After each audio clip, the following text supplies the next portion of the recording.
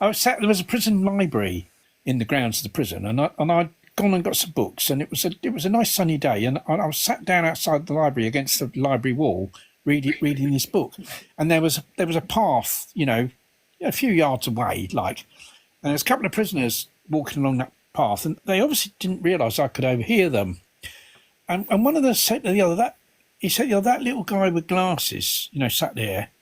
What do you think he's in? What do you think he's in for? And the other guy sort of took a look at me and said, "Oh, he looks quite brainy. He's got glasses. He looks quite brainy. I reckon he's done some big fraud. I'd say he's done a big fraud. That's what it is." And the other bloke said, "No. He said he's a dangerous little bastard. Dangerous bastard. He slashed a butcher to pieces. He cut a butcher right up, chopped him right to pieces." And the other guy said, "Really, he's only a little, no, he's dangerous, he's dangerous." And so somehow, because I was in for some sort of animal rights related thing, it got round that what I'd done was I'd cut a butcher up. They'd heard this from somewhere. I mean, it would be an ironic way to go.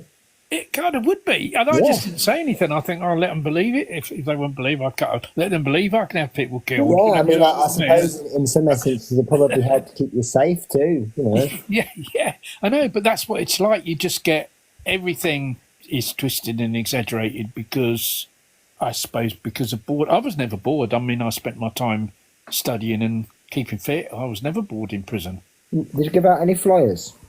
Not flyers, but I gave magazines out. I got. You were still doing outreach even in jail. Yeah, I got animal rights magazines sent in. I used to give them out to people, to read. Well, I said last week that we got lots of Slaughter of the Innocents books in to give out. Yeah.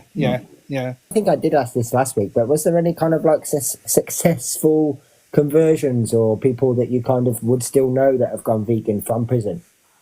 It's hard to say. I mean, there was that case of the guy that on one of my prison sentences, I had this discussion with the guy about veganism, and he was adamant, "No, I'd never go vegan. I love my meat." Oh yeah, I remember you telling that one. Yeah, that's and right. then on a subsequent prison sentence, he came up to me, and he'd actually gone vegan a few weeks after that because he said I thought about it, but because I didn't argue with him, I wasn't nasty to him. I just kind of tried to, and in the end, because one of us had to go, we just had to agree to differ and just end the conversation. But it actually, although at the time he strongly disagreed with me, it obviously had what I'd said obviously had an effect on him, and he thought about it later. And I think it's one of these things that kind of, when you speak to people, it's like when you do outreach in the street. You're not going to get someone just suddenly say, "Right, I'm going vegan. You've convinced me here at the stall, and I'm going to go vegan." You don't really get that. I mean, obviously, you plant a seed, and people go away and think about it. Yeah, and I was about to say, it shows the power, though, that planting one seed can actually have when someone goes along. Obviously, in jail, you've got a lot of time to think, right? Yes. So in everyday life, people might get distracted by cooking the kids' dinner and all sorts of different things, but it does just demonstrate how powerful one thought, one seed can honestly be if someone actually goes away and chews on it for a little while. Yeah, I think there were one or two that said, "Right, I'm going vegan," and they went on the vegan diet. You got a question about how long you were in prison. It was altogether over the three. It was about 10 years, wasn't it? Added all up, it come to about 9 years. Yeah, I mean the third one was the longest. That was 6 years and 8 months.